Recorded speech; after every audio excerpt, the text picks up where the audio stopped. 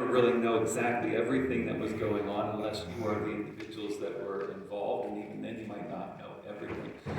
The other is, if you did witness that, nobody got killed, by the way.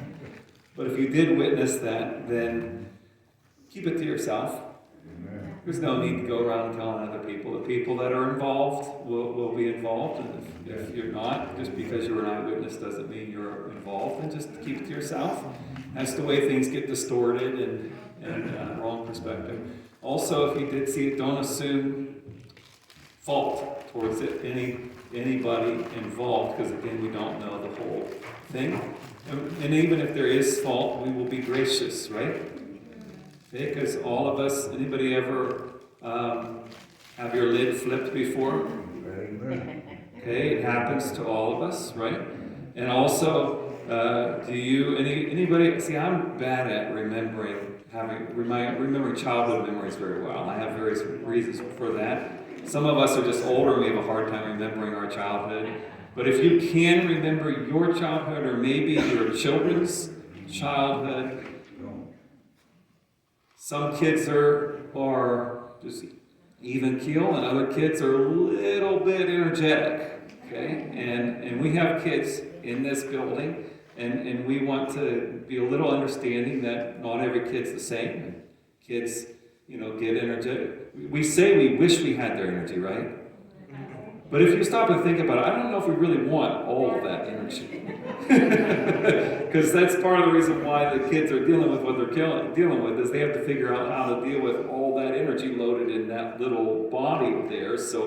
And we want to be understandable towards children. And one thing that really convicts me in that direction, and often I fail at that, is the response that Jesus gave consistently to children. He was usually, who was he usually correcting?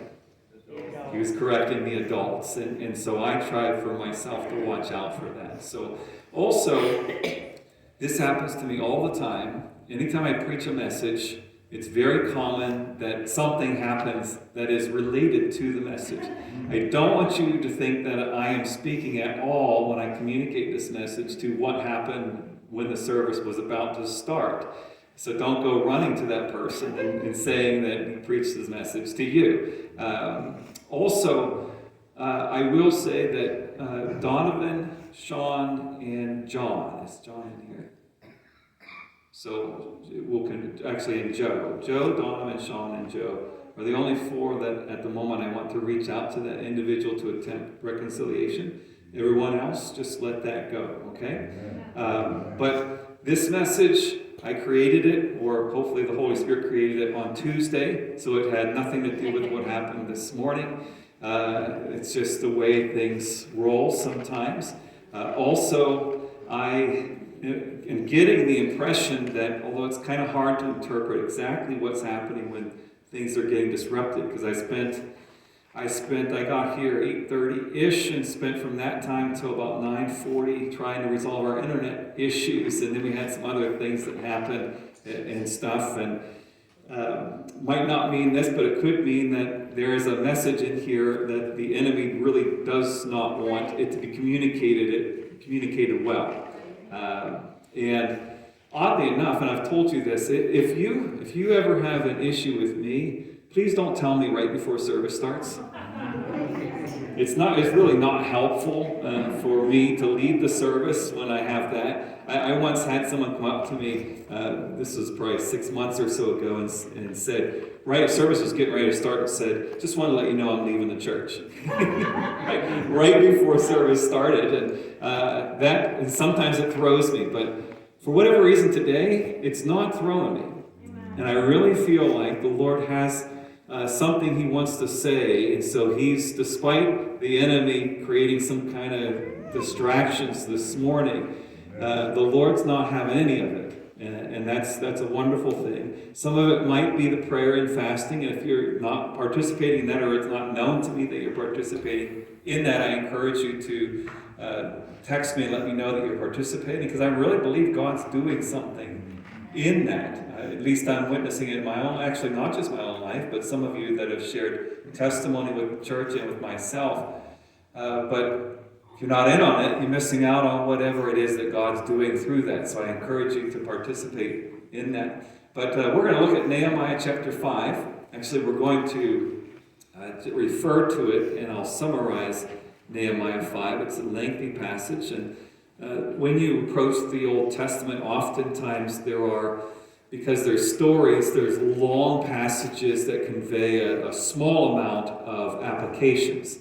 And so it makes it difficult to read in a timely fashion a passage that does that. This is one of those passages that does that. Now, spoiler alert. Does anybody know what spoiler alert means? I'm going to spoil the plot of an entire movie for you. But it's been out for 6 years, so you've had 6 years to watch it if you haven't watched it already. And it's called The Greatest Showman. Anybody ever see that movie, The Greatest Showman? Okay, it's about P.T. Barnum and him going through whatever it did through, and he developed the circus, and it kind of follows his life. But the narrative is he had family, a wife and 2 daughters, and they were not doing well financially, and he was a dreamy person, and he really wanted to find a way to provide a very good living for his family, especially that his wife came from wealth.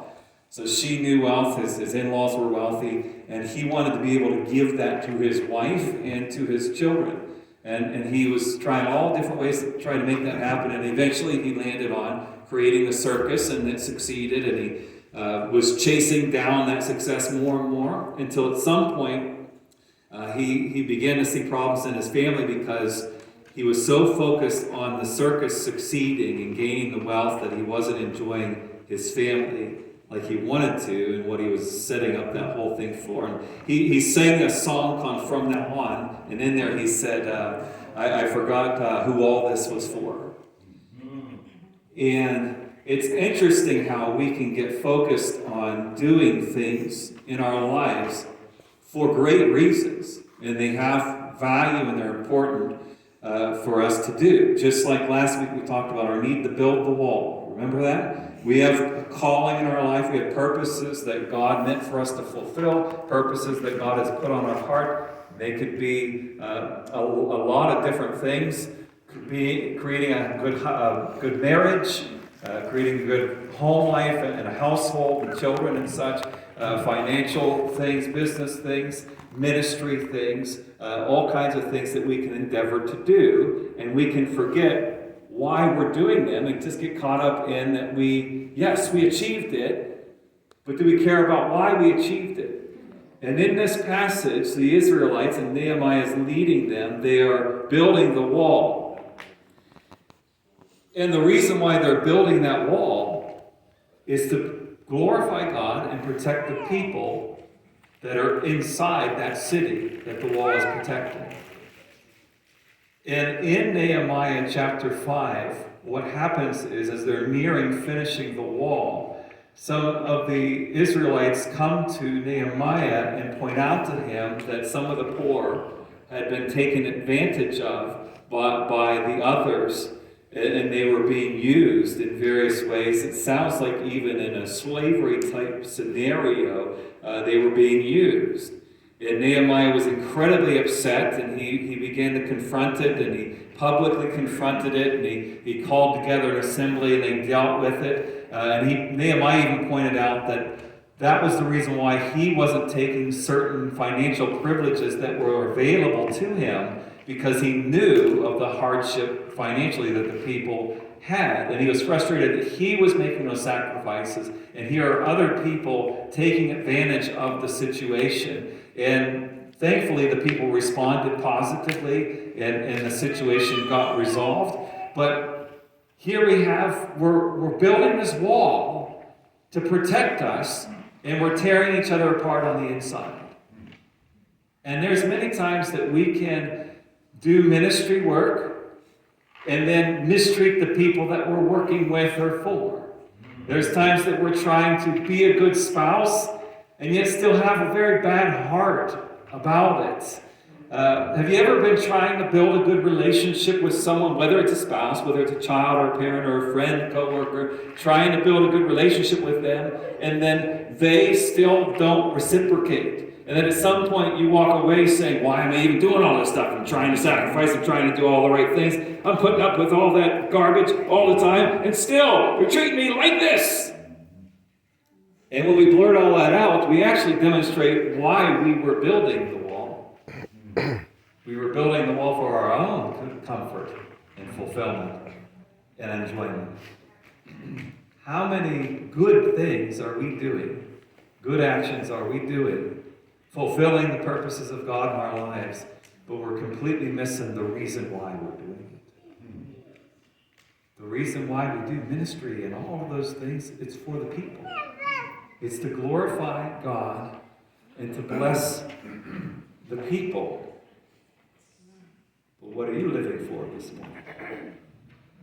Because our call is, and mind you, that when we get into chapter 6, you know what they did? They finished the wall. Okay, so they still, even though they had to deal with this issue, they still got back to finishing the wall because it was important to build for the safety and protection of the people. But they had to make sure that they were getting first things first. That they knew what was important and what was valuable. And treating others well is what we're supposed to be doing. That's not always easy, is it? It's hard to treat people well. Especially those that are difficult and mean. And anybody like that in your life that's difficult and mean and frustrating? Okay? Even that person we're supposed to treat well. But why? You ever asked yourself that question? Why that guy?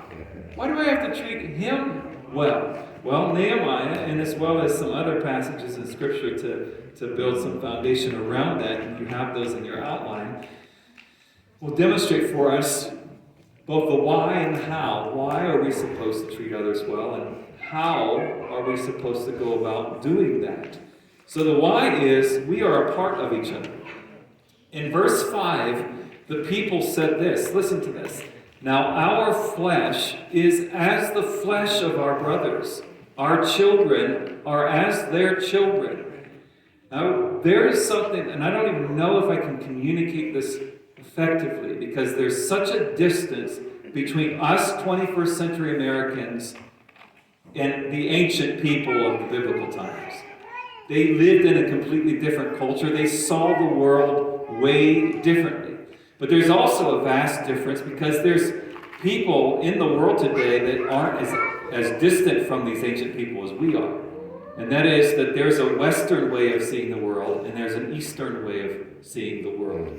And I don't know if you noticed, but ancient Israel was in the eastern portion of the world, and they see things similarly, the ancient people did, to the way Eastern people see things today. And I'm not talking about Asia, although Asia is included in that sphere, but the entire eastern sphere of the globe, Eastern civilization, and it's okay.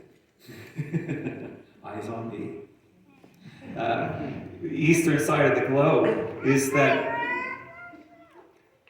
they understand that to some extent, there's no such thing as just me.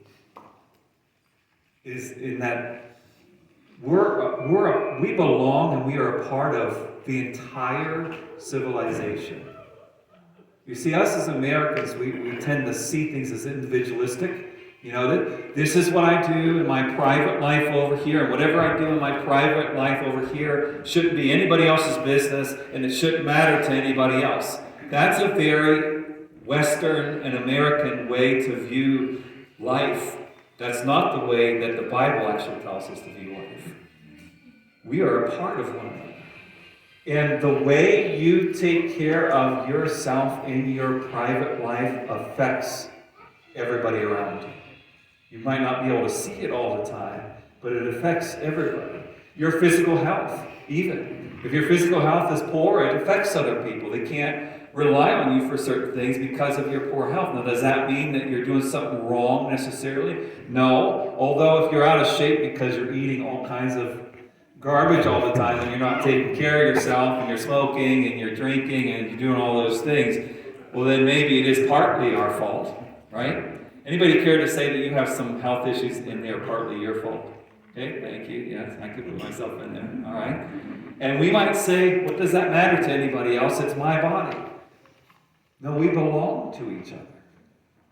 And the way I take care of myself spiritually, what does it matter to everybody else if I'm not being consistent in my Bible reading and my prayer life and all of those kind of things? It's me. What does it matter to everybody else? It matters. What does it matter to everybody else if I don't come to church or I don't come to church very often or consistently? It's me. It's my choice. What does it matter? It matters because it affects everybody. And they were saying, our flesh is their flesh. Our children are their children. I don't understand how they can treat us this way because we're the same.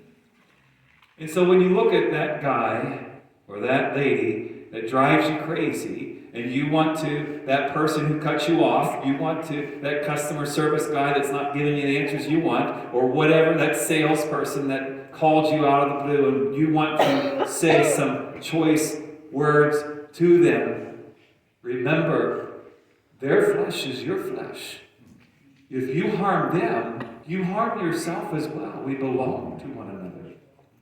It's why in 1 Corinthians 12:12, Paul says, for just as the body is one and has many members, and all the members of the body, though many, are one body, so it is with Christ. We are a part of the same body. It's why he also explains in Ephesians 5, he says, in the same way, husbands should love their wives as their own bodies. He who loves his wife loves himself, for no one ever hated his own flesh, but nourishes and cherishes it, just as Christ does the church, because we are members of his body. Therefore a man shall leave his father and mother and hold fast to his wife, and the two shall become one flesh. I want you to listen to this for a moment, because I don't know if we catch this. When he's speaking of marriage, he's only using it as an example, though it includes that, but it's bigger than that. Listen to this line after that. This mystery is profound, and I am saying that it refers to Christ and the church. It's not only the husband that belongs to the wife and the wife that belongs to the husband. It's I belong to you, and you belong to me, and you belong to the person sitting next to you. We belong to one another. So how can I treat anybody else poorly when they are a part of who I am? Amen. And if I understand that, then I will know why I should treat other people well. I also should treat other people well because of the connection between God and his creation. You have people in your life that you love, correct? And you say you love them, and you demonstrate your love towards them. Now, if you found out that they bought a brand new car, they've been saving up for a long time to buy this car, and they got it, and anybody known someone who had a specific kind of car they wanted their whole life, whether it's some kind of sports car or whatever, and they finally managed to get a hold of that car. And I want you to think about this for a moment. For some reason, you decided when your friend got that car, you found the nearest baseball bat you could find, and you bashed in the windshield, and you started beating down that car. What would you begin to question? How much you actually love that person if you could destroy the thing that that person cared so much about. Or has anybody ever made artwork? Painting or sculpting or sewing? Or maybe you work with your hands, carpentry or things like that, and you created this beautiful thing that you spent. Or if you've ever watched, anybody ever watched NCIS? Have you ever wondered when Gibbs was going to finish that boat he was making? I know, right? Okay. All right. But could you imagine someone saying they love Gibbs and they walked in and started tearing down and burning up that boat? We would begin to question how much they love that person. Because how can you say you love them if you're destroying the creation, the thing that that person cares so much about? You wouldn't do that. But who is God's creation? All of us, every human being that you encounter is God's special creation. Even that jerk that lives across the street from you. Even that person that cuts you off. Even that family member that drives you crazy that in a few weeks you might be eating dinner with. That person is God's special creation whom he loves. And if we say, I love God, but we treat his creation like garbage, we need to begin to question how much we actually love God.